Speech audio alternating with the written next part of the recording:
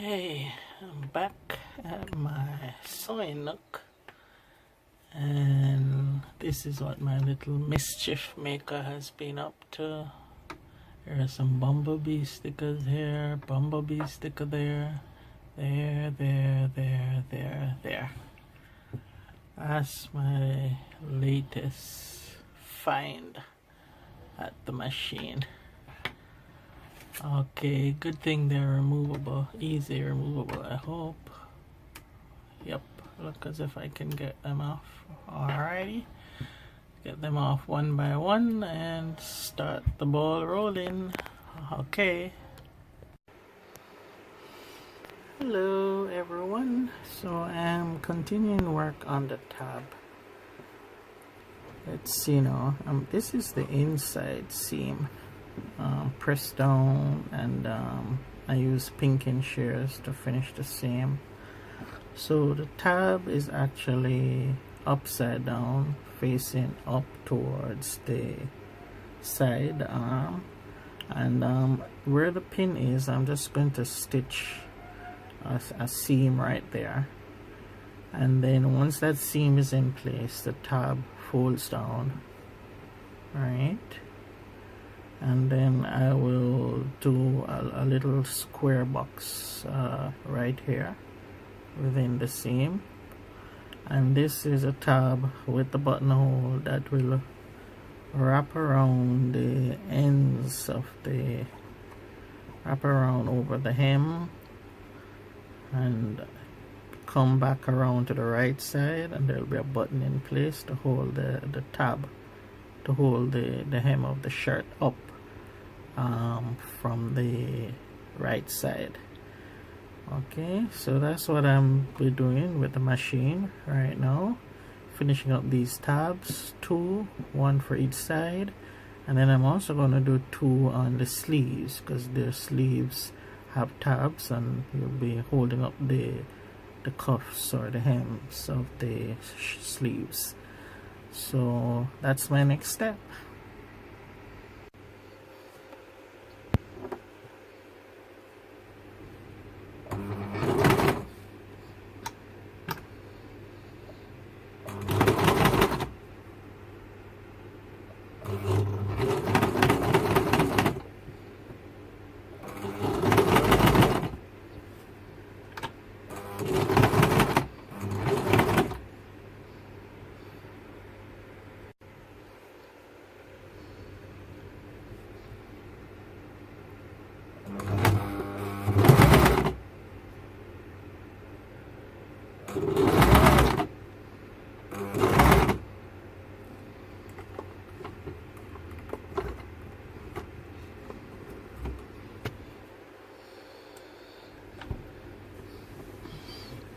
I'm turning it around to square, to make the square box.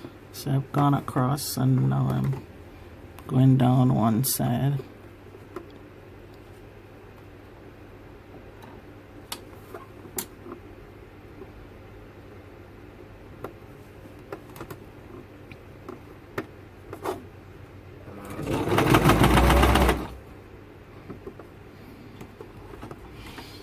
Okay, gone as far as I think I should. Turn it back around now to get the other side of the square.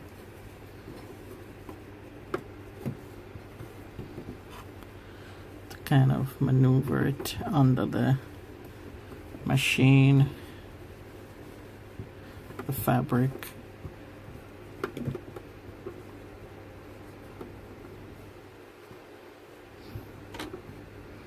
Okay, let me put down the needle, and I'm coming across again, but this time from the bottom, straight across.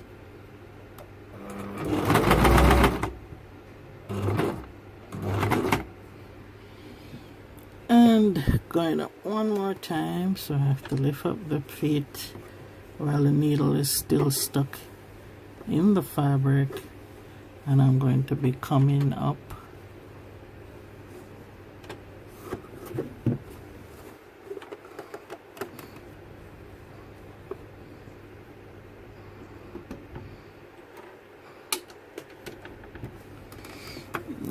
see if this is straight.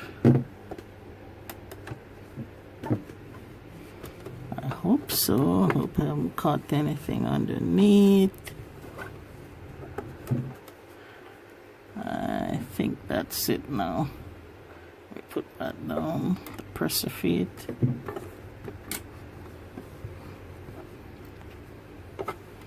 And connect with the square across.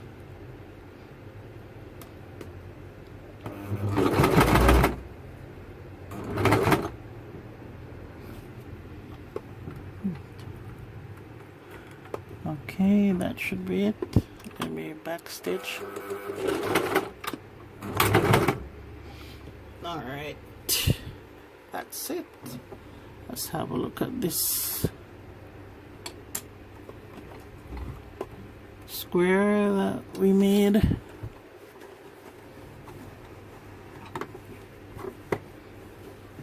Twisted this fabric all around, but here it is.